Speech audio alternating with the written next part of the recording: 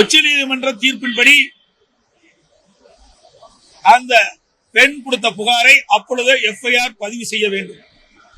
ஆனால் அந்த பெண் 7ஆம் தேதி காவல் நிலையத்திலே புகார் கொடுக்கின்றார். 10ஆம் தேதி தான் அந்த புகாரை பதிவு செய்கின்றார்கள்.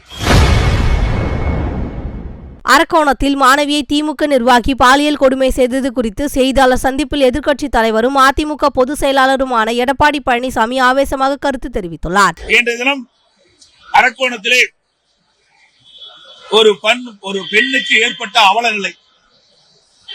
அந்த பெண் காவல் நிலையத்திலே புகார் கொடுக்கின்றார். உச்சநீதிமன்ற தீர்ப்பின்படி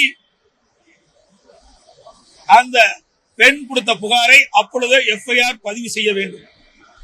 ஆனால் அந்த பெண் 7ஆம் தேதி காவல் நிலையத்திலே புகார் கொடுக்கின்றார்.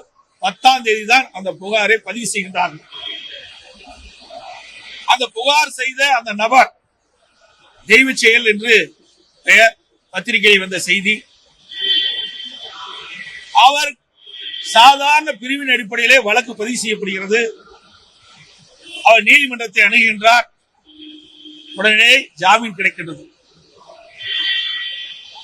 இந்த பெண் கொடுத்த புகார் பத்திரிகையிலும் ஊடகத்திலும் வலைதளங்களிலும் இன்றைக்கு வெளியிட்டிருக்கின்றார்கள். இது எவ்வளவு பெரிய கொடுமை!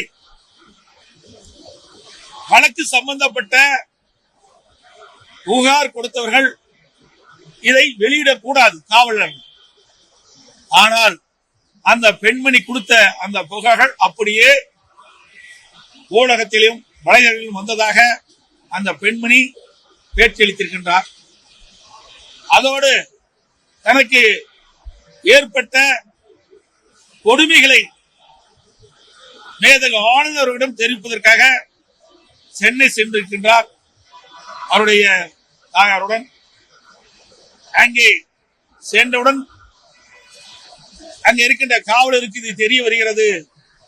மேதக ஆளுநரை சந்திக்க விடாமல் தடுத்து நிறுத்தி அந்த பெண்மனையும் அவரோடு வந்த தாயாரையும் ஒரு ஆட்டோவில் 2 பெண் காவலர்கள் ஏற்றி வழியிலே இறக்கி விடுகின்ற கொடுமை இந்த ஆட்சியிலே தான் பார்க்கப்படுகிறது.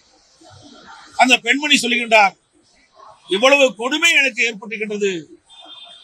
எனக்கு ஏற்பட்ட இந்த அவலங்கள் வேற எந்த பெண்ணுக்காக ஏற்பட்டால் அவள் எப்படி துணிந்து வந்து புகார் கொடுப்பார்கள் என்று அச்சத்தோடு தன்னுடைய நிலைமையை ஊடகத்தின் வாயிலாக வெளிப்படுத்தியிருக்கின்றார். இந்த செய்தியெல்லாம் ஊடகத்தின் வாயிலாக வெளிவந்திருக்கிறது. எவ்வளவு மோசமான ஆட்சி நடைபெற்றுக் கொண்டு என்பதற்கு இந்த அரக்கோணமே சாட்சி என்பதை இந்த நேரத்தில் தெரிவிக்க விரும்புகின்றோம். செய்திகளை உள்ளது உள்ளபடி தெரிந்து கொள்ள ரெஃப்ளெக்ட் நியூஸை சப்ஸ்கிரைப் பண்ணுங்க.